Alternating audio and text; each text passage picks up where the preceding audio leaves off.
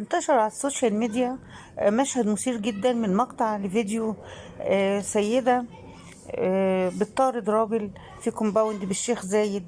السيدة دي كانت بتقول ألفاظ بذيئة جدا ومعاها شومة، وأجهزة الأمن في الجيزة رصدت مقطع الفيديو ده، وهو بيحتوي على تعدي سيدة على شخص بالسب وشتايم ومحاولة التعدي عليه بالضرب. وده نتيجة لوقوع مشاجرة داخل كومباوند بالشيخ زايد بين السيدة دي ومواطن آخر. ايه سبب الواقعة؟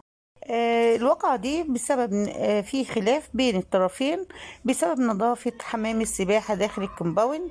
فالمواطن راح لها زي ما شفنا كلنا في الفيديو عشان يعاتب جارته، لكن رد فعلها كان مثير للدهشة جدا واستغراب. انا جاي خرجت اقابل جوزك ماسكة يا ابني. بمضرب بيسبول، فما لقاش مفر غير انه يصور كمان البنت اللي كانت واقفة جنبها، انا كمان هي جاي كمان اشتكي. بتصور.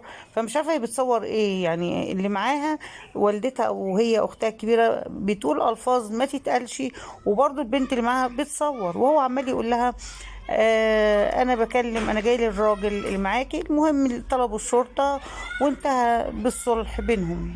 فمش عارفه ايه ده.